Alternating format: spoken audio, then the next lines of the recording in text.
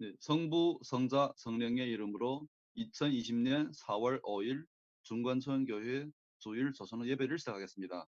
다 함께 자리에서 일어나셔서 찬송가 250장 구주의 십자가 보혈로 주님께 영광 올려드리겠습니다. 통일 찬송가는 182장이 되겠습니다.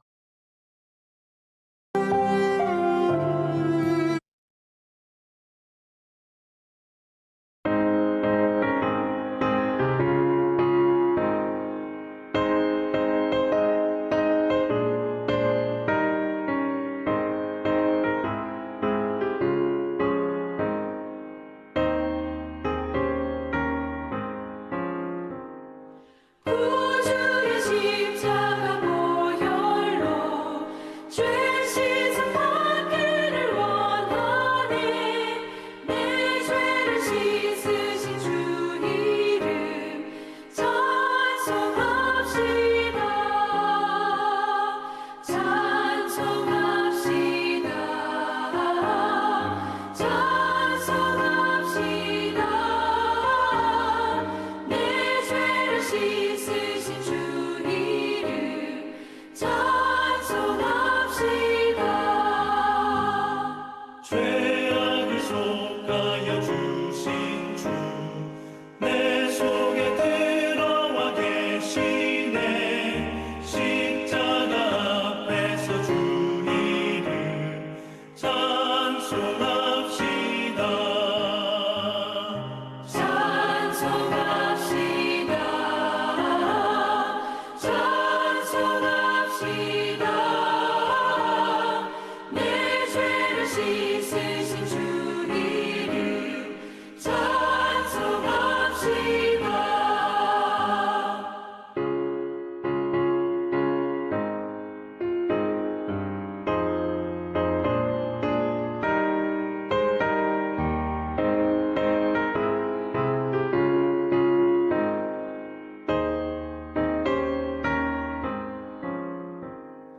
주 앞에 흐르는 생명수 나를 씻어 정하게 하시네. 내 기쁨 정성을 다하여 찬송합시다. 찬송합시다. 찬송합시다.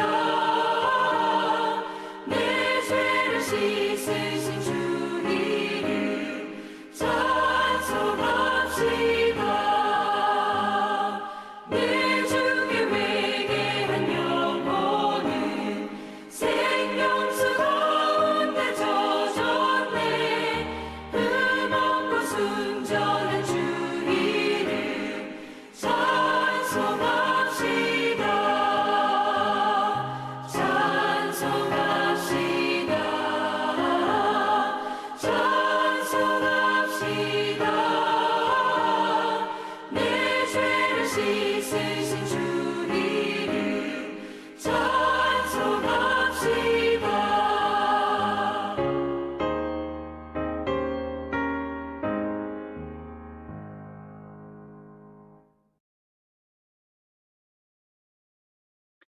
하나님이여 내게 은혜를 베푸소서. 내게 은혜를 베푸소서. 내 영혼이 주께로 피하되 주의 날개 그늘 아래서 이 재앙들이 지나가기까지 피하리이다. 내가 지존하신 하나님께 부르짖으며 곧 나를 위하여 모든 것을 이루시는 하나님께로다. 그가 하늘에서 보내사 나를 삼키려는 자의 비방에서 나를 구원하실지라. 하나님이 그의 인자와 진리를 보내시리라. 하나님이여 주는 하늘 위에 높이 들리시며 주의 영광이 온 세계 위에 높아지기를 원하나이다. 아멘. 태초부터 지금까지 영원토록 살아계시고 만물을 주관하시는 만유의 창조주 하나님, 변함없는 사랑과 은혜, 계획하심을 내려주셔서 감사합니다. 지구 전체가 바이러스 사태로 일상생활이 엉그러지고 있으나 주님께서 계획하신 위대한 기적이 내려주실 줄 믿어오며 주님 곁에 그리고 주님과 함께 이 세상을 살아갈 수 있도록 인도해 주시옵소서. 오늘도 하나님의 몸된 교회 지체들이 온라인으로 모여서 주님의 말씀을 청종하고 우리의 죄를 사과하며 구원해 주시길 기도할 수 있게 인도해 주셔서 감사합니다. 어떠한 변화와 위기가 닥치더라도 주님의 계획하심과 인도하심 그리고 구원하심이 있을 줄 믿으며 주님 앞에 우리의 모든 것을 내려놓고 두 손 모아 경배드리니 부족한 저희의 경배와 찬양, 기도와 간구 헤아려 주시옵고 받아 주시옵소서. 항상 부족하고 주님만의 다스림이 필요한 이 세상 불쌍한 영혼들을 긍휼히 여겨 주시옵고 구원해 주시옵기를 원합니다. 진심으로 드리는 찬양과 기도와 영광 홀로 받아 주시옵기를 원하올 때 살아계신 우리 주 예수 그리스도 이름 받들어 기도드립니다. 아멘. 예, 성시를 교독하겠습니다. 성시 교독문 60편이 되겠습니다.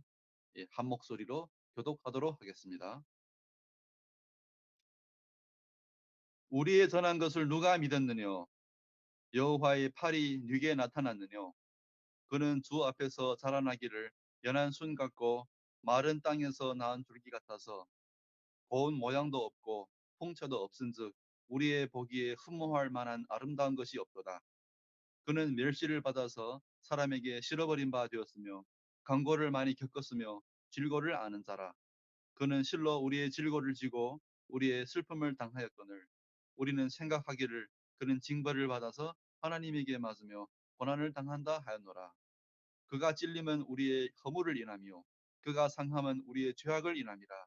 그가 징계를 받음으로 우리가 평화를 누리고 그가 채찍에 맞음으로 우리가 나음을 입었도다. 우리는 다 양 같아서 그릇 향하여 각기 제 갈 길로 갔거늘 여호와께서는 우리 무리의 죄악을 그에게 담당시키셨도다. 아멘. 예, 다 함께 사도신경으로 주님께 우리의 신앙을 고백드리겠습니다.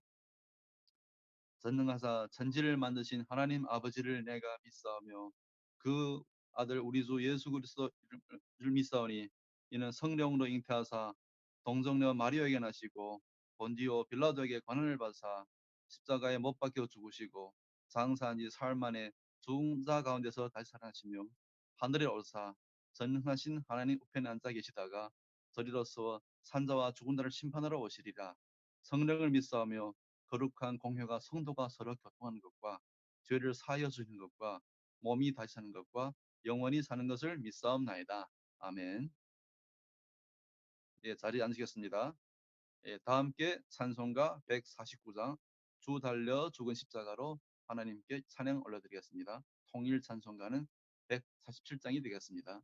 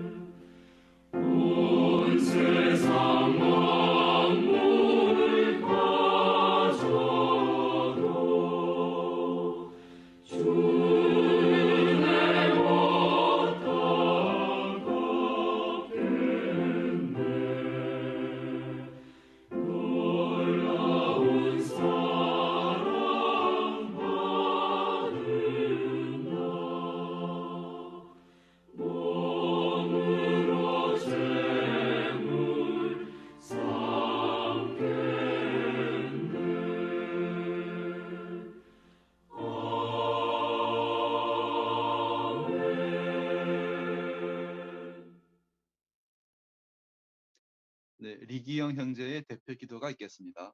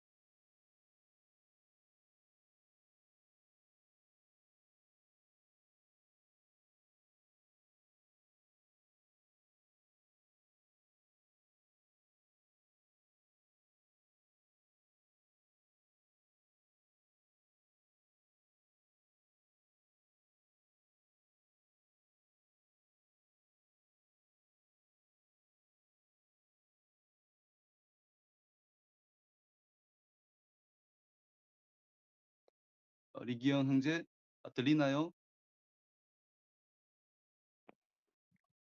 안 들립니까?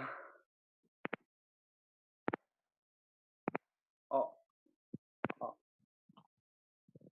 제가 말하는 게 들립니까? 네, 다시 시작해 주세요. 예. 아닙니다.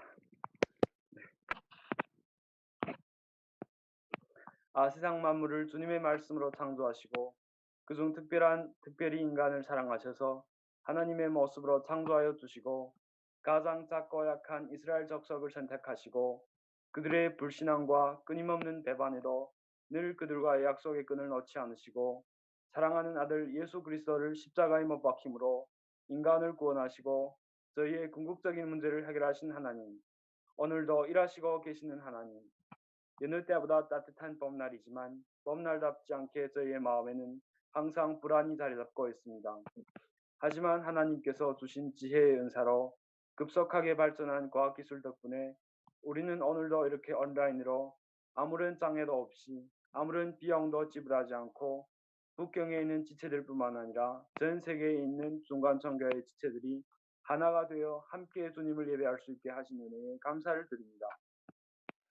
코로나 때문에 삶이 힘들어지고 인생의 새로운 도전을 긋게 되고 아파하는 지체들도 있겠지만 그 과정에서도 저희를 버리지 않으시고 항상 사랑과 성령님의 속삭임으로 인도하심에 감사합니다.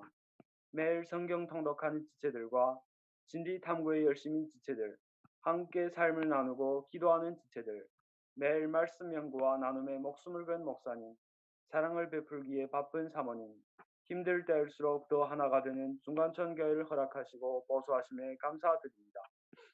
코로나 바이러스는 이미 100만 명 이상의 감염자를 내고 수만 명의 사상자를 냈습니다. 얼마나 더 퍼지고 언제까지 더 지속될지는 하나님밖에 모릅니다. 인간의 죄가 아무리 크고 깊고 역겨울지라도 하나님께서 특별히 사랑하시는 하나님의 자녀들을 생각해서라도 하루빨리 이 사태가 잘 마무리될 수 있게 역사하여 주시옵소서. 인간의 지혜와 정부의 관리와 과학의 발전이 코로나 앞에서 얼마나 무기력한지 알게 되는 상황입니다. 하나님, 코로나 때문에 가족과 친척들을 잃고 부모와 자식을 잃고 목숨과 건강을 잃은 사람들을 기억하여 주시고 수많은 대가와 희생을 지불한 의료진과 다른 봉사자들을 기억하여 주시옵소서. 그들의 수고와 희생이 헛되지 않게 도와주시옵소서. 또한 직접적인 영향만 아니라 경제의 침체, 소비의 단절, 공급망의 단절, 각 나라의 무역 보호주의, 등 많은 경제와 정치적인 문제로 인하여 수천만의 실업자가 나오고 수많은 자영업자, 중소기업들이 어려운 상황을 겪고 있습니다. 그들 중에는 아무런 저금도 도와줄 사람도 없고 너무 힘들고 불쌍한 자들이 많습니다. 고아와 과부를 돌보시고 가난한 자를 먹이시는 하나님, 이런 사람들을 생각해서라도 진노를 하루빨리 거두시고 이번 상황이 하루빨리 종식될 수 있도록 주님의 사랑과 긍휼을 베풀어 주시옵소서. 우리 그리스도인들은 이번 상황을 회개와 사랑 실천과 전도의 기회로 사용할 수 있게 도와 주시옵소서. 우리 마음속 깊은 곳에 자리 잡고 있는 시기와 질투와 나약함과 불신실함, 금전 숭배와 권력 숭배, 소비주의와 허무주의, 물질주의와 음란한, 나태함, 너무나도 많은 죄들을 뼈저리게 진단하고 회개하고 하나님 앞에 나아감으로 영상을 받고 성화되는 그런 시간으로 만들어 주시옵소서. 또 새로움을 입은 성도님들이 하나님의 말씀과 복음을 널리 전파하고 사랑을 실천하고 믿음으로 어려운 상황을 이김으로 세상의 소망이 되고 빛과 소금이 되며 안 믿는 자들이 하나님의 일하심을 볼 수 있게 도와주시옵소서. 주님, 육체적으로 정신적으로 아파하는 지체들을 친히 위로하고 치유하여 주시고 학교에 갈 수 없는 아이들과 그들을 매일 챙기고 교육하는 부모님들한테 힘과 지혜를 허락하여 주시고 친히 돌봐 주시옵소서. 삶의 다른 어려운 문제를 만났을 때에도 주님의 능력을 의지하고 끝까지 믿음으로 견디게 도와주시옵소서. 오늘의 예배가 신령과 진정으로 드려진 예배가 되게 하시고 목사님을 통하여 새로워지는 예배가 될 수 있게 도와주시옵소서. 감사하며 예수님의 이름으로 기도드립니다. 아멘.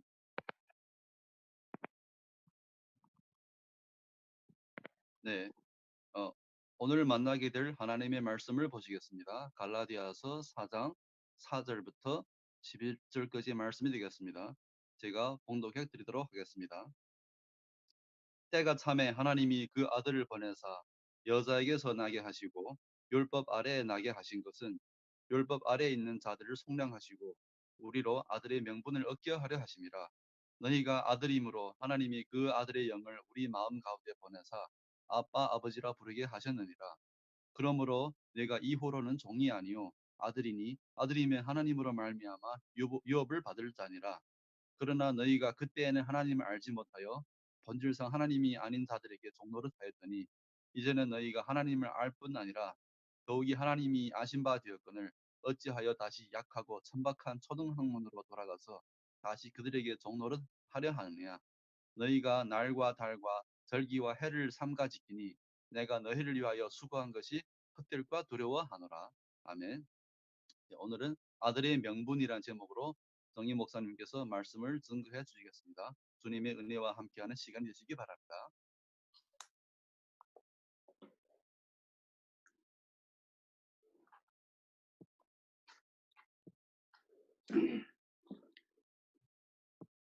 네, 평안하셨습니까? 무감염, 무증상 감염자들이 많아서 아직도 방심할 때는 아닌 것 같습니다. 늘 건강 조심하시고 평안한 하루하루 보내시기 바랍니다. 잠깐 기도드리겠습니다. 하나님 아버지, 정말로 감사합니다. 이런 어려운 상황에 우리로 하여금 온라인으로 모이게 도와주시고 우리가 어디에 있든지 신령과 진정으로 예배 드릴 수 있도록 함께 하셔서 정말로 감사를 드립니다. 함께 얼굴을 맞대고 모이지는 못하지만 이러한 상황일수록 더욱 하나님을 가까이 할 수 있도록 도와주시고 신앙의 성장을 이루어갈 수 있도록 도와주시옵소서. 이 시간도 정말로 갈급한 마음을 가지고 주님 앞에 나와싸우니 주님께서 선포되는 말씀을 통해 우리 심령에 말씀하여 주시옵소서. 귀담아 듣겠습니다. 그리고 순종하기를 소원합니다. 하오니 주님 은혜를 더하여 주시옵소서. 예수님의 이름으로 기도하옵나이다. 아멘. 오늘은 고난주간이 시작이 되는 날입니다. 고난주간이 되면 그리스도인들은 예수 그리스도께서 받으신 고난의 과정 그리고 고난의 의미 등에 대해서 묵상을 하면서 한 주간을 보냅니다. 하나님의 아들 예수님이 왜 인간이 되어서 이 땅에 오셨는지 또 하나님의 아들이 왜 어떠한 고난을 받으셨는지 왜 십자가에 못 박혀 죽으셨고 또한 예수님의 죽음은 어떠한 의미가 있는지 이러한 것들을 묵상하는 것은 우리 신앙에 아주 유익합니다. 또한 이러한 것들을 바로 알아야 우리 신앙의 기초가 튼튼히 세워집니다. 오늘 본문은 하나님께서 예수 그리스도의 십자가 죽음을 통해서 우리를 위해서 이루신 구원이 어떠한 것인지 그리고 하나님의 구원을 받은 자는 어떻게 살아야 하는지를 우리에게 가르치고 있습니다. 갈라디아서 4장 7절 상반절은 우리가 예수 믿을 때 우리의 신분에 어떠한 변화가 일어나는지를 보여주고 있습니다. 예, 7절 상반절입니다. 그러므로 내가 이후로는 종이 아니요 아들이니. 예, 이후로는 종이 아니요 아들이니. 과거에는 종이었다는 것이지요. 우리가 예수 믿기 전에는 종이었습니다. 하지만 지금은 하나님의 아들이 되었습니다. 종에서 하나님의 아들이 된 것, 이것이 바로 우리에게 일어난 신분의 변화입니다. 예수 믿기 전에 우리는 죄의 종이었습니다. 요한복음 8장 34절에서 예수님은 이렇게 말씀하셨습니다. 진실로 진실로 너희에게 이르노니 죄를 범하는 자마다 죄의 종이라. 우리는 과거에 다 죄의 종이었습니다. 우리 마음에는 더럽고 추하고 죄악된 생각들로 가득했습니다. 뿐만 아니라 우리의 이런 일행도 다 죄의 지배를 받았습니다. 그래서 우리는 이기적이었고 위선적이었습니다. 우리는 속과 끝이 달랐어요. 자신의 이익을 위해서 수단 방법을 가리지 않을 때도 있었습니다. 저는 예수 믿은 후에 대학 선생이 되면 아주 깨끗하게 살 수 있겠구나, 그렇게 생각한 적이 있습니다. 왜 그렇게 생각했을까요? 대학교 선생이라면 가장 좋은 교육을 받았고 가장 지식이 많은 사람들이니까 그렇게 생각을 했습니다. 하지만 사람들이 모인 곳에는 늘 시기와 질투가 가득합니다. 대학교라고 예외가 아니지요. 대학교 선생님처럼 고등교육을 받은 사람도 똑같습니다. 왜 그럴까요? 사람들이 다 죄의 종이기 때문입니다.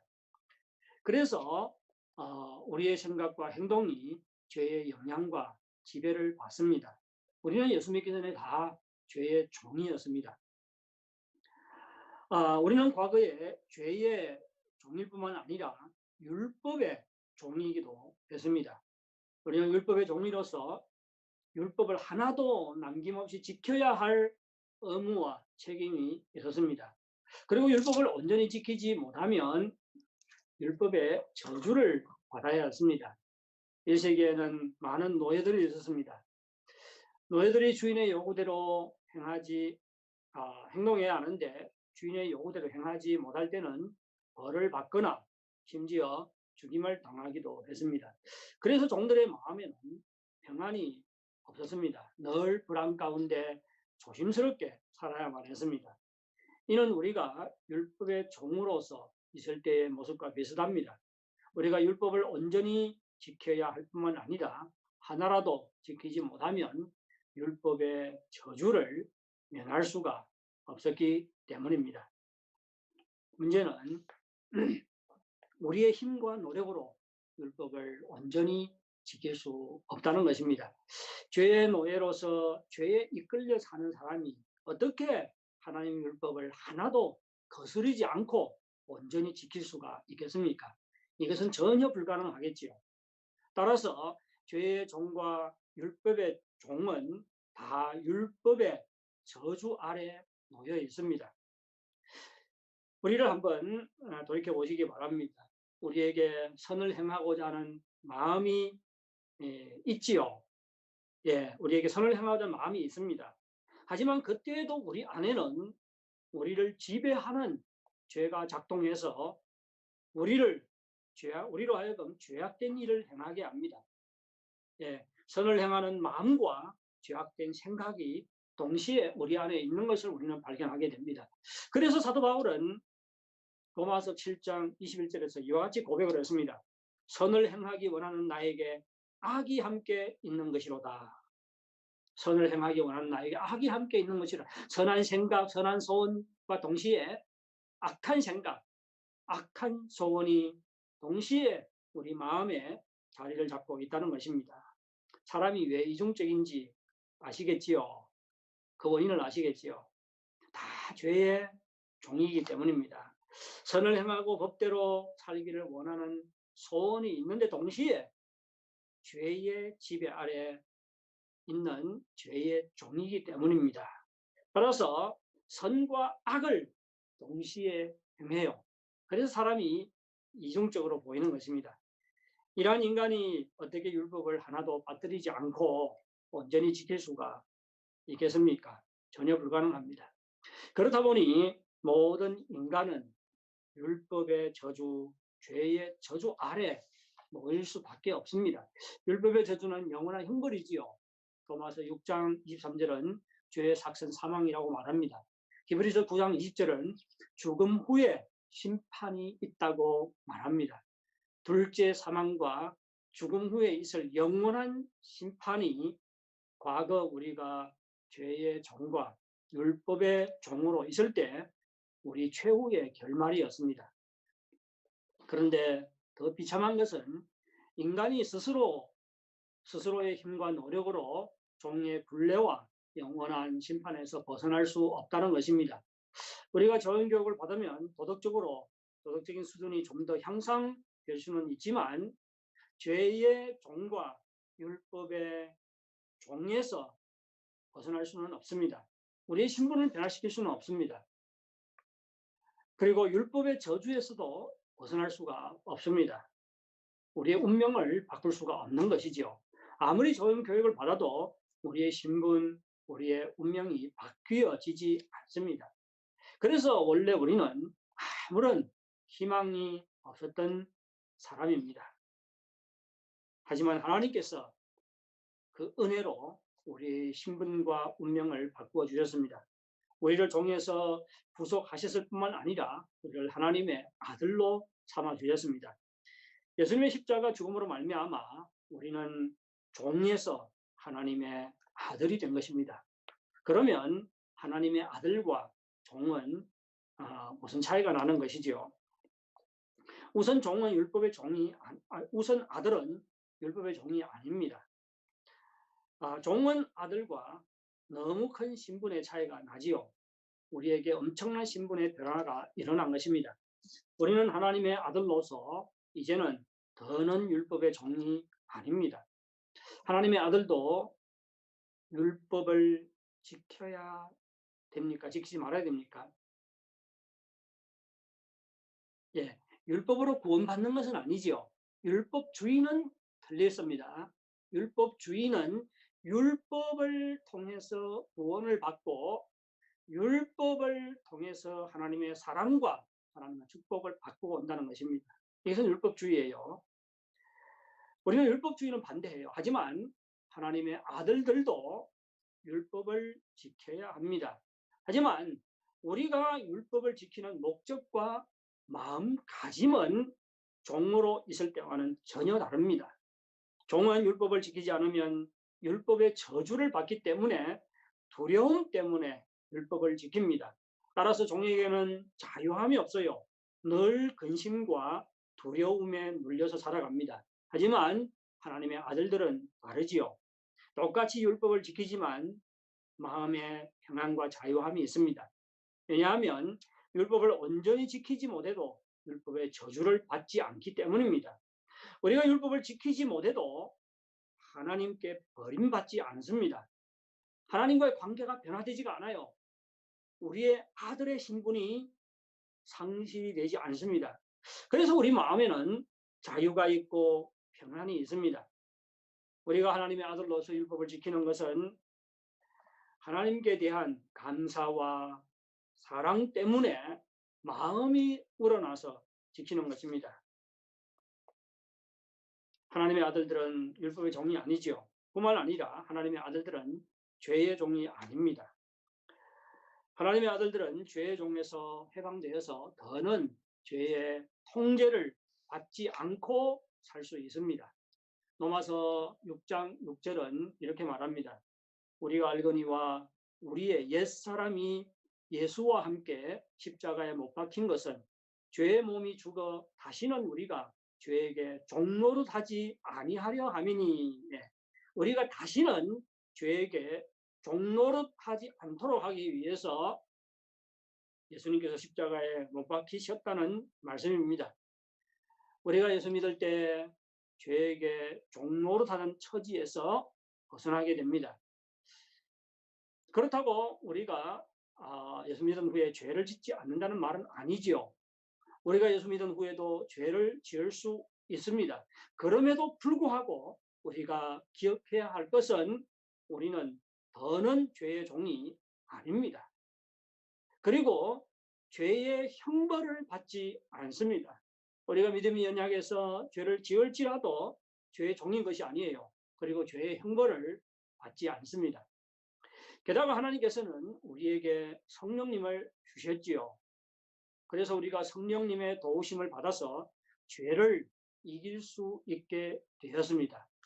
따라서 예수 믿어서 하나님의 아들이 된 사람들은 더는 죄의 종이 아닙니다. 하나님의 아들에게는 또 다른 특권이 있지요. 하나님께서는 우리를 죄와 율법의 종, 죄와 율법의 저주에서 우리를 구원하실 뿐만 아니라 우리에게 하나님의 아들의 명분을 주셨습니다. 아들은 하나님을 아버지라고 부를 수가 있습니다. 아버지 이 칭호 속에는 하나님과 친밀한 관계를 누릴 수 있다는 것을 말해주지요. 우리는 하나님과 친밀한 교제를 누릴 수 있고 또 하나님께 나아가서 하나님을 아버지라고 부르면서 하나님의 도우심을 구할 수가 있습니다. 우리 집에 아들이 둘 있는데 우리 아들들 보니까네 집에서 먹고 싶은 것 마음대로 먹습니다. 냉장고 안에 있는 맛있는 것 먹기 전에 한 번도 먹어도 되는가 하고 우리에게 물어보지 않습니다. 집에 있는 것은 무엇이든지 먹고 싶은 것은 다 먹고 사용하고 싶은 것은 다 사용합니다. 우리의 의견을 묻지도 않고 우리의 눈치를 보지도 않습니다. 또한 집에서 실수하는 것 두려워하지 않습니다. 완전히 자유를 누립니다. 그리고 돈이 필요할 때면 서슴없이 우리에게 요구를 하고 도움이 필요하면 언제든지 도움을 청합니다. 이것이 아들이 가지고 있는 특권이지요.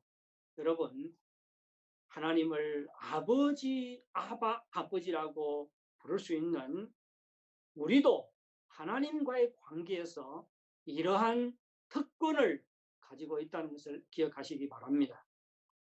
이런 것 외에도 아들들에게는 또 하나의 특권이 있지요. 유산 상속권입니다. 갈라디아서 4장 7절은 하나님의 아들들은 하나님으로 말미암아 유업을 받을 자라고 말하고 있습니다. 하늘나라 유업의 상속자라는 말입니다. 성경은 참 재미있습니다. 자매님들을 그리스도의 신부라고 말하지요. 그러면 형제님들은 무엇이에요? 그리스도의 남편입니까? 그렇지 않습니다. 형제님들도 똑같이 그리스도의 신부지요. 교회가 그리스도의 신부입니다. 교회에는 형제 자매가 다 있어요. 따라서 형제님들도 그리스도의 신부입니다. 마찬가지로 성경은 형제들을 하나님의 아들이라고 하는가 하면 자매님들도 예수 믿으면 하나님의 아들이 된다고 말합니다. 성경에는 하나님의 자녀라는 말이 있어요. 그리고 하나님의 아들이라는 말은 있는데 하나님의 딸이라는 말은 없습니다. 제가 찾아보니까 없어요. 그런데 우리 기도할 때 보면 자매님들이 하나님의 딸 되게 해주신 것 감사합니다. 막 이렇게 기도를 하잖아요. 그런데 성경에는 그런 말이 없어요. 자매님들도 하나님의 아들이라고 말합니다. 왜 그럴까요? 왜 여자인데 하나님의 아들이라고 말하는 것이지요? 이것은 성경 시대의 문화와 관계가 있습니다. 성경 시대 때는 여자들은 대체적으로 재산 상속권이 없었습니다. 그런데 여자도 예수 믿으면 하나님의 아들이 된다고 하는 것은 무엇을 말하는 것이죠? 똑같이 하늘나라 유업을 상속받을 수 있다는 말입니다. 여자들이 이 땅에서는 부모의 재산을 상속받을 권한이 없지만 예수 믿으면 하나님의 아들이 돼서 똑같이 하늘나라 유업을 상속받을 수 있는 특권이 주어집니다. 형제든 자매든 예수 믿는 자는 다 하나님의 아들로서 똑같이 하늘나라 유업을 상속받을 수가 있습니다. 이것은 엄청난 신분의 변하지요. 종에서 아들로의 신분의 변화, 놀랍지 않습니까? 신분의 변화를 생각하면 생각나는 영화 한 편이 있습니다. 영화 제목이 벤허입니다. 배너입니다. 이 영화는 1960년 제32회 아카데미 최우수 작품상을 받은 영화입니다. 주인공 유다 베너는 영화 속에서 예루살렘의 제일 가는 부자로 소개되고 있습니다. 그때는 이스라엘이 로마의 지배를 받던 때입니다. 그의 어릴 적 친구인 메살라가 로마 군대의 사령관으로 예루살렘에 오지요. 그런데 옛날과는 달리 로마와 이스라엘이라는 적대적인 관계 때문에 어릴 때는 아주 친한 친구였는데 이제는 로마와 이스라엘은 적대적인 관계 때문에 이 두 사람의 우정에 금이 갑니다. 신임 로마 총독의 부임 축하 행진 진행, 신임 로마 총독의 부임 축하 행진 중에 베너의 여동생의 실수로 기왓장이 떨어져요. 마침 그 행렬이 베너의 집을 지나가고 있는데 베너 가족이 베란다에서 그것을 지켜보고 있었습니다. 그런데 그 2층에서 그 여동생의 실수로 기왓장이 떨어져서 총독의 머리에 떨어지는 사건이 벌어집니다. 메살라가 로마 군인을 이끌고 들어와서 조사를 하지요. 그런데 메살라는 실수로 이런 일이 벌어졌음을 알면서도 불구하고 베너의 가족을 잡아들입니다. 결국 베너의 어머니와 여동생은 감옥에 보내져요. 그리고 베너는 재산을 깡그리 몰수당한 채로 노예로 팔려갑니다. 베너는 로마 군함에서 노예로 배 젓는 일을 했습니다. 노예들은 군함 밑창에서 발이 쇠사슬에 묶인 채로 노를 저었습니다. 전쟁에서 승리하면 평생 배 젓는 일을 해야 했고 전쟁에서 지게 되면 군함과 함께 바다 밑에 수장을 당하게 되는 비참한 운명 가운데 있었습니다. 로마군 총사령관이 베너가 노를 젓는 배에서 전쟁을 지휘하고 있었는데 적들에 의해서 그 배가 격침을 당하게 됩니다. 그때 베너는 로마군 사령관을 적의 공격으로부터 구원해 줬을 뿐만 아니라 물에 빠진 그를 구원해 줍니다. 두 사람은 간신히 널판자에 올라타서 바다 위를漂流하고 있었습니다. 사령관은 전쟁에서 실패했다고 책임감 때문에 자살 시도를 하지요. 그것을 베너가 저지를 해서 자살에 성공하지 못합니다. 그런데 얼마 지나지 않아서 지나가는 배에 의해서 구출을 받는데 함께 참전한 로마 군함이었습니다. 그제서야 사령관은 로마 군인들이 전쟁에서 승리했다는 것을 알게 됩니다. 사령관은 베너가 너무 고마웠어요. 그래서 그를 자신의 양자로 삼습니다. 그리고 자신의 손에서 반지를 빼어서 베너의 손에 끼워줍니다. 베너는 종의 신분에서 벗어나게 되고 로마 시민권을 획득하게 됩니다. 베너의 이러한 신분의 변화 때문에 그가 다시 예루살렘으로 돌아왔을 때도 로마의 고관들마저도 베너를 함부로 대할 수가 없었습니다. 평생 배 밑창에서 노를 젓다가 죽어야 하는 노예의 신분에서 로마군 사령관의 아들이 된 것은 너무나 큰 신분의 변화입니다. 그런데 우리 그리스도인들이 경험한 신분의 변화는 베너가 경험한 신분의 변화보다도 훨씬 큽니다. 우리는 저주를 받아야 하는 종에서 천지를 창조하신 하나님의 아들이 되었습니다. 하나님을 아버지라고 부를 수 있고 하나님과 친밀한 교제를 나눌 수 있는 신분을 얻게 되었습니다. 하나님의 아들로서 하나님을 아버지라고 부르면서 언제든지 하나님께 나와 하나님의 도우심을 구할 수 있게 되었습니다. 뿐만 아니라 장차 하늘나라의 기업을 상속할 수 있는 하나님의 후사가 되었습니다. 예수님의 고난을 기념하는 주간이 시작이 됩니다.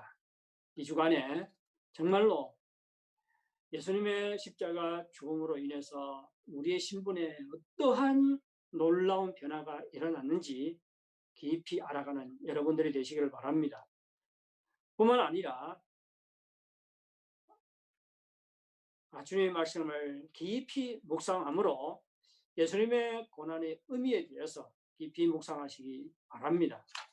우리가 우리 신분에 일어난 변화를 깨달을 때 우리 마음에 감사가 넘칠 수 있습니다. 우리 신앙의 기초도 튼튼히 세워집니다. 이번 고난 주간에 우리의 신분에 어떠한 변화들이 일어났는지를 깊이 묵상하면서 보내는 여러분들이 되시기를 바랍니다. 베너는 로마군 사령관을 구해준 공로 때문에 그의 신분에 큰 변화가 일어났습니다. 그러면 우리 신분의 변화를 위해 우리는 어떠한 공로를 세웠습니까? 우리가 종에서 하나님의 아들이 되기 위해서 한 일이 무엇입니까? 한 일 있습니까? 없습니다. 우리가 세운 공로, 우리가 한 일 아무것도 없습니다. 우리가 종에서 하나님의 아들이 된 것은 다 하나님께서 이루신 것이고 하나님께서 우리에게 값없이 은혜로 주신 것입니다. 그러면 하나님께서는 우리 신분의 변화를 위해서 어떠한 일을 하셨을까요? 갈라디아서 4장 5절은 속량이라는 한마디 말로 하나님께서 하신 일을 요약하고 있습니다. 하나님께서는 우리를 종에서 구속하시고 하나님의 아들로 삼기 위해서 율법 아래서 우리를 속량하셨습니다. 속량이라는 말은 상업 용어지요. 1세기 때는 노예들이 많았습니다. 노예들은 자유가 없었어요. 그런데 노예들이 노예의 신분에서, 종의 신분에서 벗어나려면 누군가가 돈을 지불하고 그 노예를 사야 됩니다. 그리고 그를 풀어줘야 돼요. 이런 배경 속에서 속량이라는 말을 사용하고 있는데 이 말은 하나님께서 종인 우리를 자신의 아들로 삼기 위해서 엄청난 값을 지불했다는 말입니다. 우리가 하나님의 은혜로 값없이 하나님의 아들들이 되었지만 하나님께서는 우리 신분의 변화를 위해서 엄청난 값을 지불하셨습니다. 갈라디아서 4장 4절 5절은 하나님께서 어떠한 대가를 지불하셨는지를 몇 마디 말로 요약을 해주고 있습니다. 우리 갈라디아서 4장 4절 5절을 함께 읽도록 하겠습니다. 4장 4절 5절입니다. 네, 다 같이 읽겠습니다. 때가 참에 하나님이 그 아들을 보내사 여자에게서 나게 하시고 율법 아래에 나게 하신 것은 율법 아래에 있는 자들을 속량하시고 우리로 아들의 명분을 얻게 하려 하심이라. 5절에 보면 율법 아래에 있는 자를 속량하시고 그 다음에 우리로 아들의 명분을 얻게 하려 하심이라 그렇게 말하고 있습니다. 그러면 우리를 율법 아래에서 속량하시고 우리에게 아들의 명분을 주기 위해서 하나님께서 무슨 일을 하셨는지가 4절에 나와 있습니다. 세 마디 말인데요. 첫째는 하나님이 그 아들을 보내사, 두 번째는 여자에게 나게 하시고, 세 번째는 율법 아래에 나게 하신 것은 이 세 마디 말씀입니다. 하나님이 그 아들을 보내셨다는 말은 하나님께서 우리를 속량하시고 우리를 하나님의 아들로 삼기 위해서 하나님의 사랑하는 아들, 사랑하는 독생자를 사용하셨다는 말입니다. 하나님의 아들을 우리가 살고 있는 이 땅으로 보내셔서 이 땅에서 인간으로 살게 하셨습니다. 또한 두 번째 말씀이 여자에게서 나게 하시고, 그렇지요. 이 말은 하나님의 아들이 이 땅에 오셨을 뿐만 아니라 인간의 몸으로 낮아지셔서 이 땅에 오셨다는 말입니다. 하나님의 아들은 비천한 인간의 몸으로 이 땅에 오셔서 인간 세상에 있는 온갖 고초를 다 겪으셨습니다. 예, 하나님의 아들이 인간의 모습으로 이 땅에 오실 뿐만 아니라 세 번째 말은 율법 아래 나게 하셨다고 말합니다. 율법 아래 나게 하셨다. 이 말은 하나님의 아들이 율법 아래 나셔서 율법을 온전히 순종하셨을 뿐만 아니라 우리 대신 율법의 저주를 받으셨다는 말씀입니다. 예, 예수님은 율법 아래에 나셔서 우리 율법을 온전히 순종을 하셨는데 우리 대신 율법의 저주를 받으셨습니다. 갈라디아서 3장 13절은 이렇게 말합니다. 그리스도께서 우리를 위하여 저주를 받은 바 되사 율법의 저주에서 우리를 속량하셨으니, 예, 율법의 저주에서 우리를 속량하시기 위해서 하나님의 아들 예수 그리스도께서 우리를 위하여 율법의 저주를 받은 바 되셨습니다. 우리를 율법의 저주에 속량하시기 위해서 예수님께서 지불하신 대가는 우리가 받아야 할 저주를 대신 받으신 것입니다.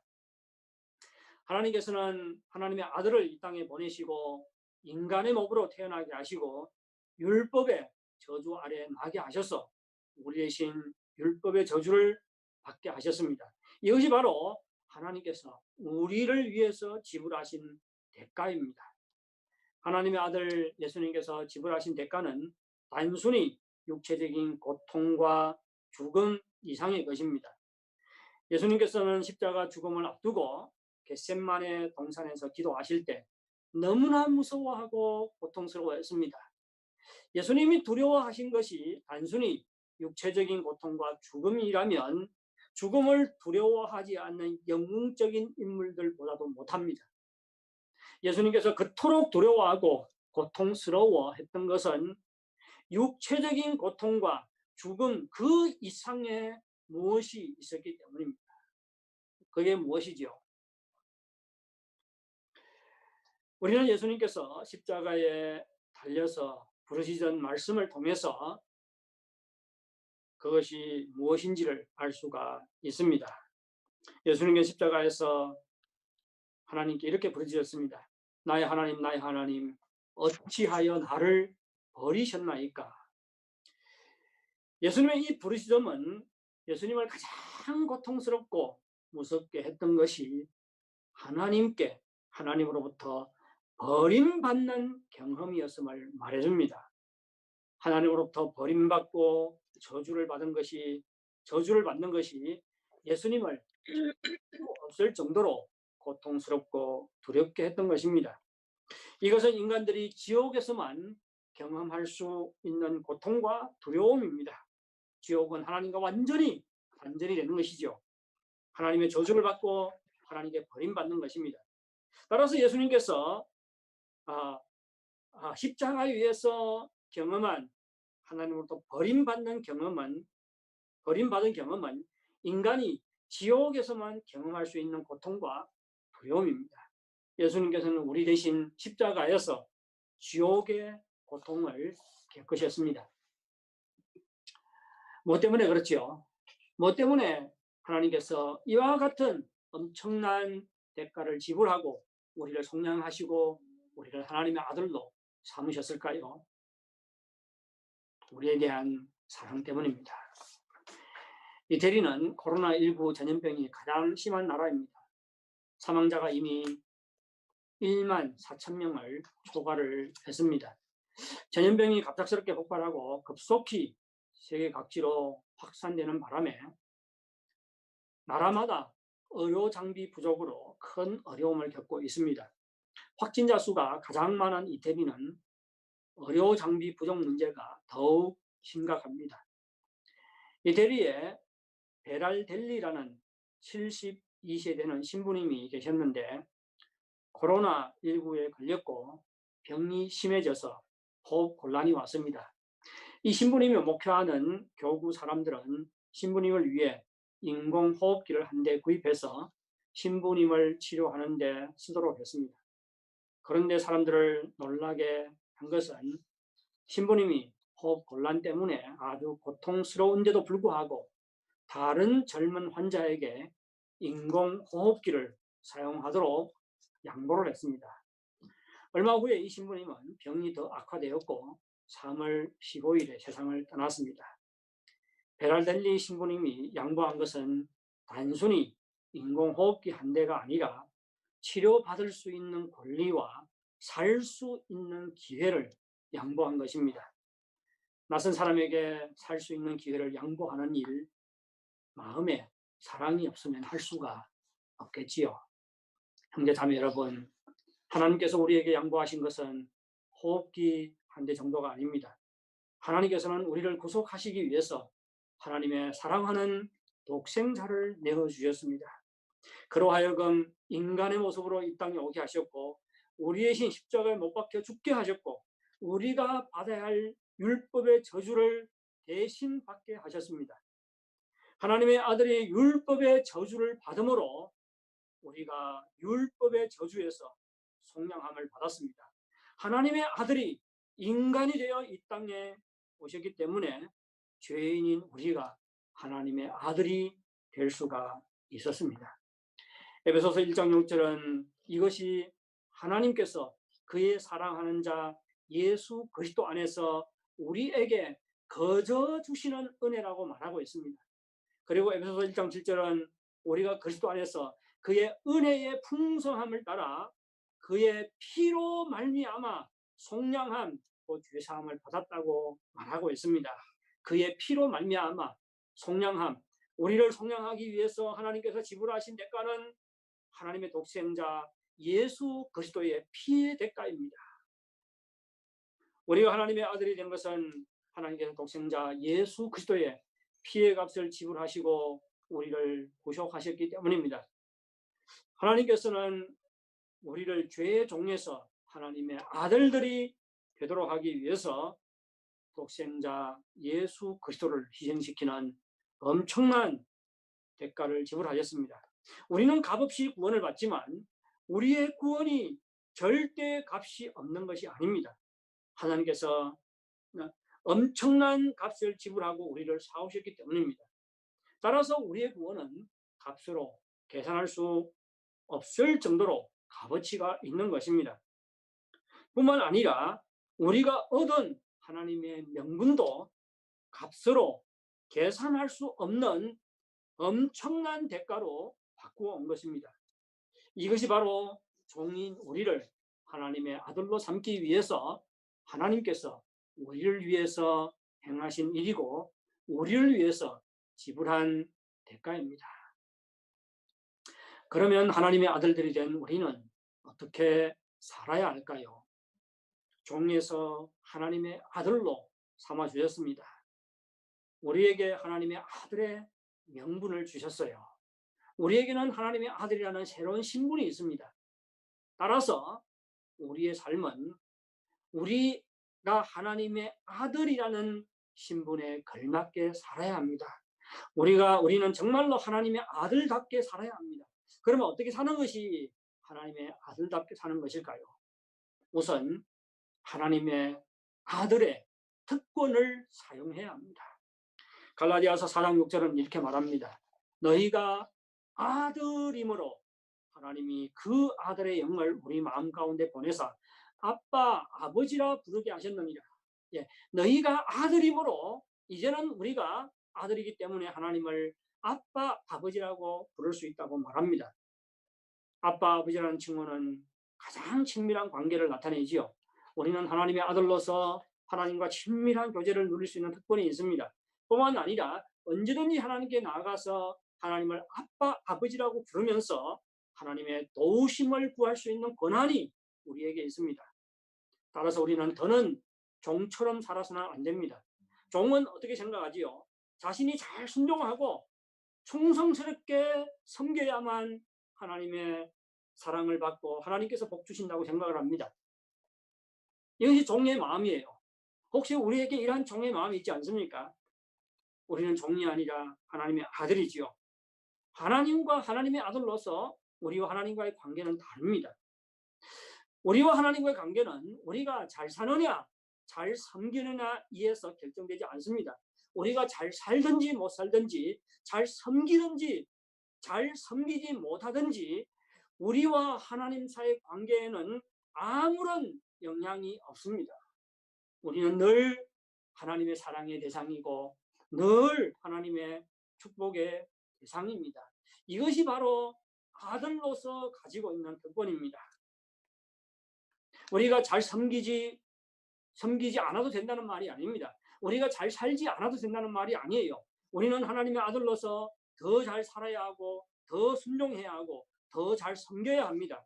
하지만 우리가 잘 순종하고 잘 살고 잘 섬기기 위해서 노력하는 것은 하나님의 사랑과 축복을 받아내기 위해서가 아니라 하나님의 은혜에 감사하고 하나님을 사랑하는 마음 때문입니다. 우리는 하나님의 아들로서 종된 마음을 가지고 살 것이 아니라 하나님 앞에서 자유를 누리고 하나님과 친밀한 관계를 누리고 또 담대히 하나님께 도움을 구해야 합니다. 우리가 이러한 아들의 특권을 사용하는 것이 바로 하나님의 아들이라는 신분에 걸맞게 사는 것입니다. 하나님께서 우리에게 아들의 명분을 주셨습니다. 이제부터는 정말로 하나님의 아들의 특권을 사용하며 사시기 바랍니다.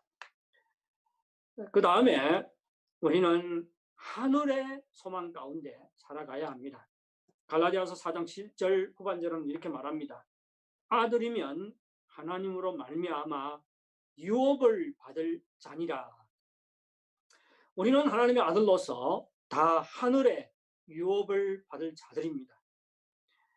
우리는 지금 장차 우리가 받을 하늘의 유업이 어떠한 것인지 분명히 알지는 못합니다. 그리고 하늘의 유업은 인간의 언어로 표현할 수도 없습니다. 하지만 우리가 확실히 알고 있는 것은 장차 하나님께서 우리로 하여금 눈물과 고통과 죽음이 없는 하늘나라에서 영원히 하나님과 함께 살게 하신다는 것입니다. 또한 우리의 몸이 장차 영광스러운 몸으로 변한다는 것이에요. 뿐만 아니라 우리가 하나님과 얼굴을 맞대고 보면서 교제한다는 것입니다. 뿐만 아니라 하나님께서는 우리에게 공의로운 영광스러운 면류관을 씌워준다는 것입니다. 이것은 분명히 알고 있습니다. 이것은 너무 분명한 것들이에요. 이러한 것들은 다 우리가 받을 유업에 속한 것들이에요. 하지만 전부가 아닙니다. 우리가 받을 유업은 이러한 것들을 훨씬 초월합니다.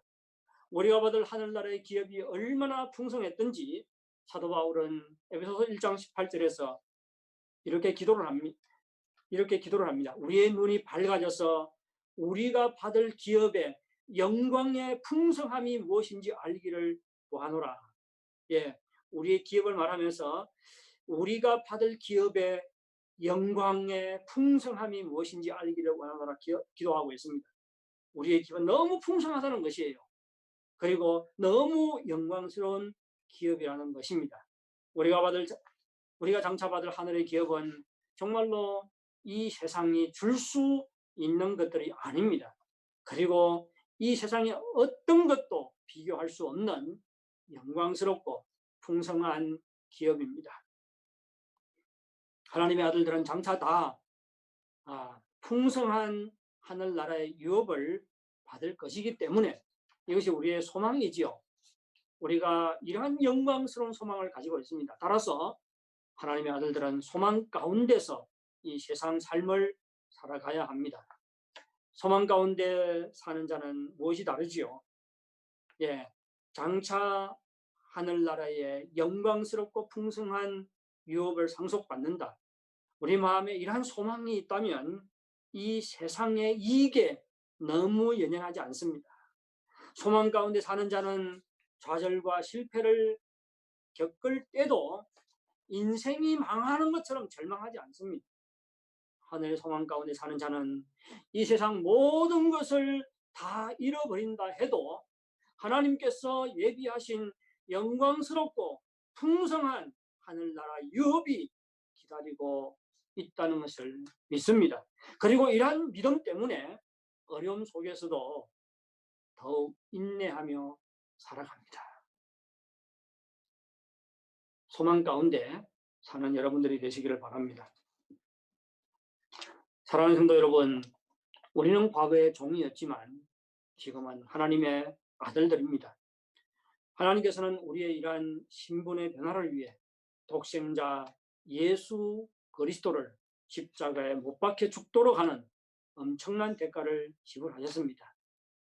우리가 받은 구원, 우리가 얻은 하나님의 아들의 명분 다 값없이 우리에게 주어졌지만 하나님께서는 이를 위해서 엄청난 값을 지불하셨습니다. 하나님께서 엄청난 값을 지불하시고 우리를 하나님의 아들 삼아 주셨기 때문에 우리는 이제부터 정말로 더욱 하나님의 아들답게 살아야 합니다. 우리의 삶은 우리가 가지고 있는 하나님의 아들이라는 신분, 그 명분에 합당하게 살아야 합니다. 우리에게 일어난 신분의 변화와 이를 위해서 하나님께서 어떠한 대가를 지불하셨는지를 이 고난주간에 깊이 묵상하는 여러분들이 되시기를 바랍니다. 그리고 하나님의 아들의 놀라운 특권을 사용할 뿐만 아니라 영광스러운 하늘나라의 소망 가운데서 살아가는 여러분들이 되시기를 바랍니다. 네, 다 같이 찬송가, 복음성가 함께 부르도록 하겠습니다. 이 복음성가를 부른 다음에 다 같이 하나님께 기도하겠습니다. 주의 십자가입니다.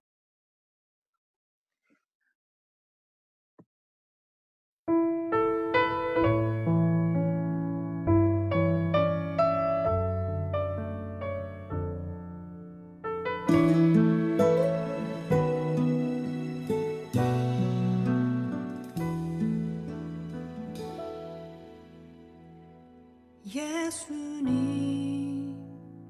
감사해요. 날 위해 십자가 지사 어둠 가운데 방황하던 삶을 빛으로 비춰주심을 예수님 감사해요. 날 위해 보혈 흘리사 치유의 강물 내게 흘러 넘쳐 내게 참 자유 주셨네. 찬양하리 놀라운 주의 십자가 내게 새 생명을 주셨네. 변치 않는 주의 사랑의 약속으로 나에게 구원 주셨도다.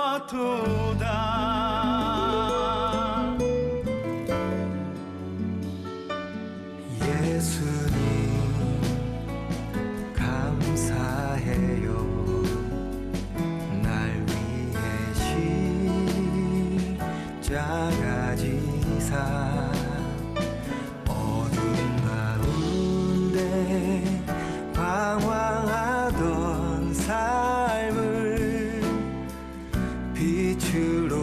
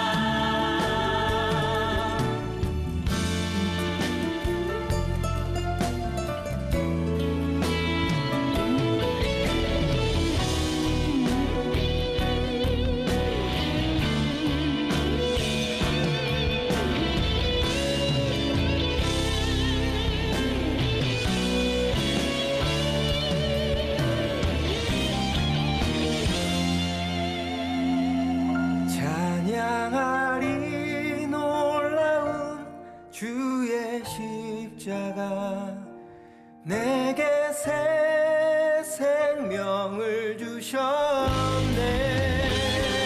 변치 않는 주의 사랑의 약속으로 나에게 구원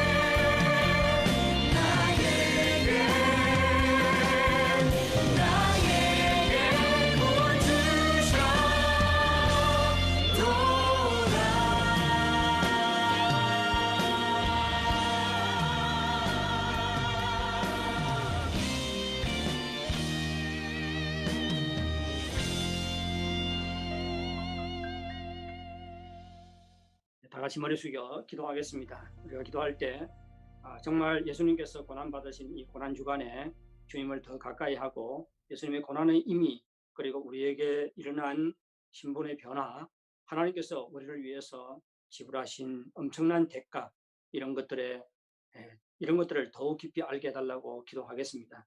그리고 정말로 이제는 하나님께서 우리에게 주신 하나님의 아들의 신분에 걸맞는 삶을 살게 해달라고 기도하겠습니다. 다 같이 기도하겠습니다. 하나님 아버지, 감사합니다. 오늘도 주의 말씀을 통해서 우리의 생명에 또한 변화가 일어났는지 정말로 감사합니다. 과거에 우리는 죄의 종이고 율법의 종이었습니다.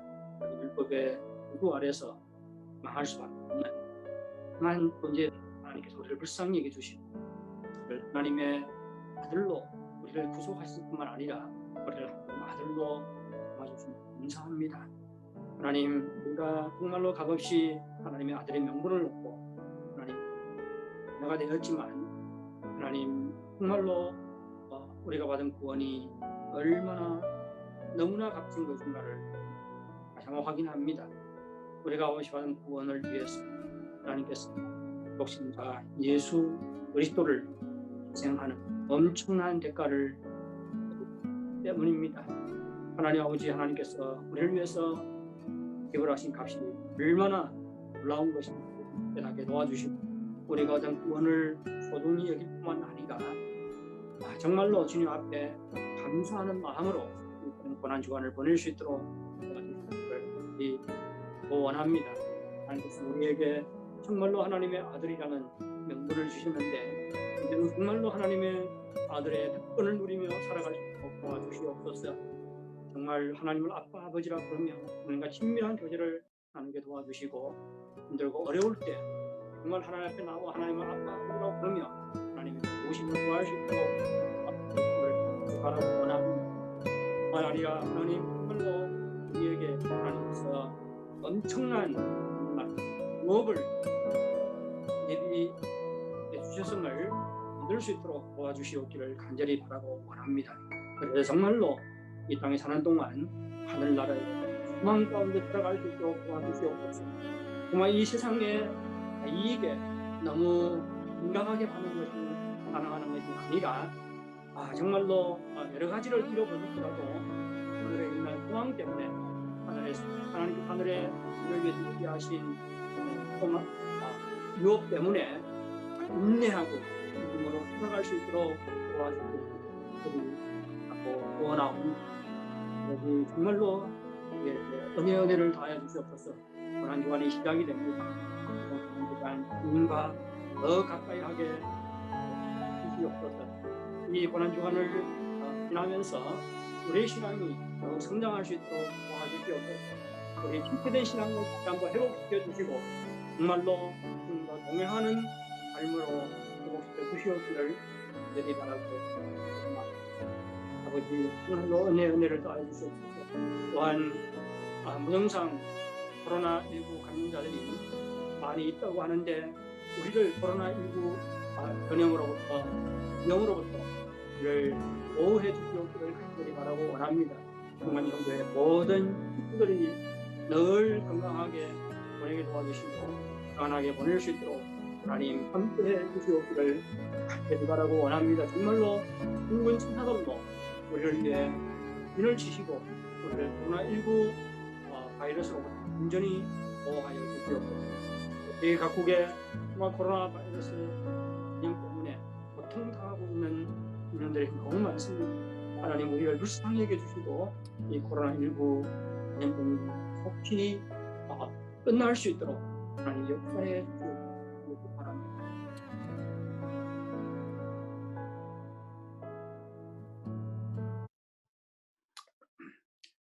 거룩하신 하나님 아버지, 정말로 감사를 드립니다.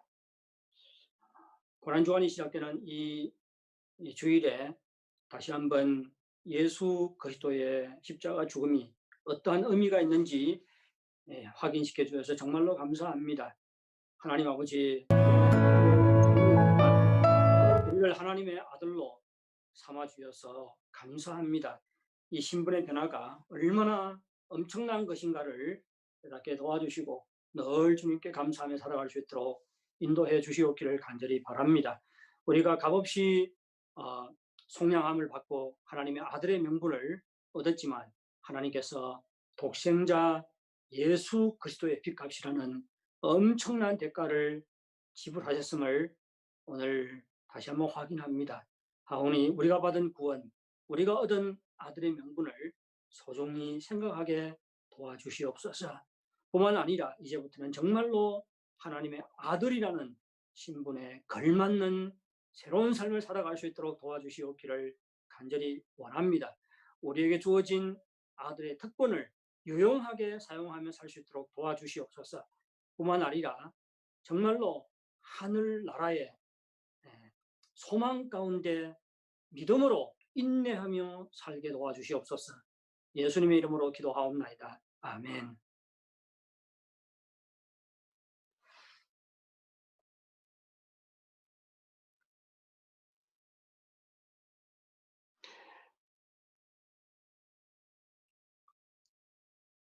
다 같이 하나님께 헌금을 봉헌하겠습니다.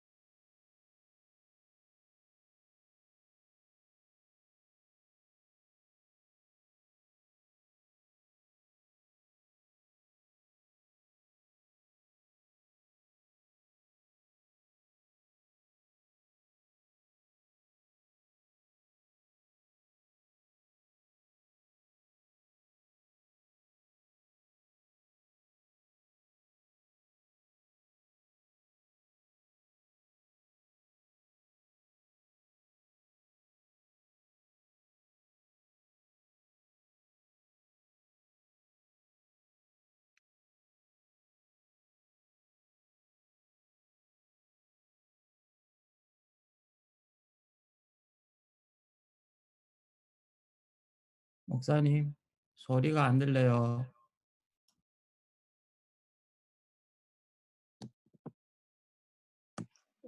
다시 기도하겠습니다. 하나님 아버지, 정말로 감사합니다.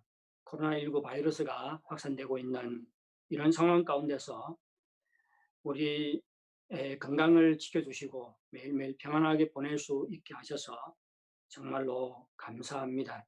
이것이 다 주님의 은혜인 줄 믿습니다.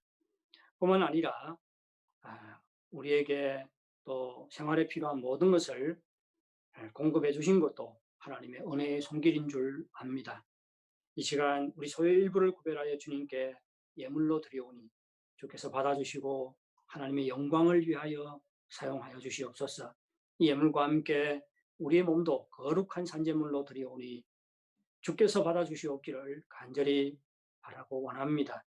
하나님 아버지, 정말로 지금 무증상 감염자들이 적지 않다고 하는데 늘 중원중교회 모든 식구들을 코로나19 바이러스로부터 온전히 지켜주시옵소서. 또 세계 각국에 전염병으로 고통을 당하고 있는 사람들과 가족들이 너무나도 많습니다.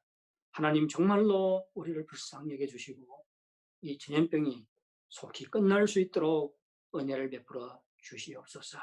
다시 한번 모든 감사와 찬양 주님께 돌리오며 예수님의 이름으로 기도하옵나이다. 아멘.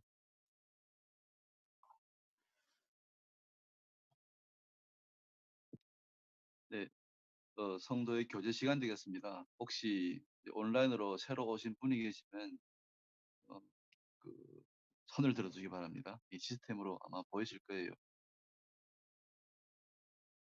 예, 미셸 리, 예, 아멘. 예, 저희 교회 전체 성도님을 대표하여 환영의 시간을 갖도록 하겠습니다. 예수 사랑 나의 사랑. 네. 예수 사랑 나의 사랑 내 마음속에 넘쳐 당신을 사랑해. 예, 감사합니다. 참석해주셔서 감사합니다. 하나님 사랑, 나의 사랑으로 이제 찬송을 환영을 했고요. 이제 기회가 되시면은 저희 그 새 가족 담당부를 맡은 윤신 자매님이신가요? 예, 한번 다시 소통을 하는 시간을 갖도록 하겠습니다. 예, 다음 교회 소식을 받도록 하겠습니다. 조일 오후 성경 공부와 조종 목적 모임 다 정상 진행합니다. 두 번째는 금방 이제 목사님께서 말씀하셨는데, 예, 다음 주는 저희 교회 이제 예수님이 십자가에 못 박혀 죽으신 이제 고난주가 되겠습니다. 그래서 4월 10일 다음 주 금요일이 되겠죠. 저희 교회에서는 전 교인 금식 기도일로 이제 정했습니다. 그래서 한 끼도 좋고 두 끼도 좋고 아니면 여건이 되시는 분들은 하루 전일로 금식을 하게 되고요. 그래서 각자 상황에 근거하여 당일 금식 기도를 진행해 주시기 바랍니다. 금식을 하는 과정에서 예수님 순환의 의미를 묵상하는 시간 되시기 바랍니다. 예, 이상 교회 소식을 마치겠습니다. 예, 다 함께 찬송가 54장 주여 복을 구하오니로 오늘 예배 마치도록 하겠습니다.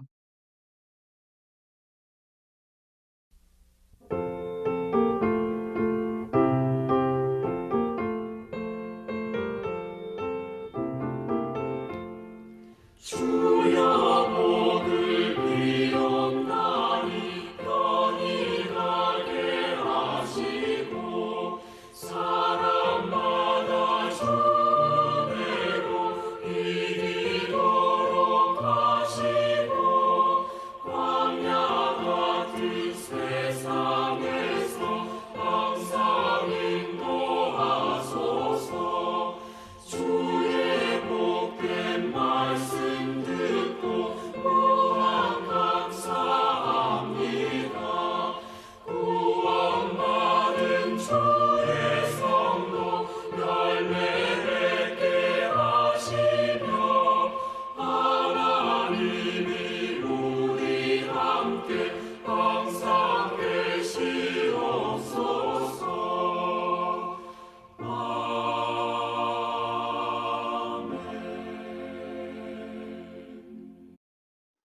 지금은 우리 주 예수 그리스도의 은혜와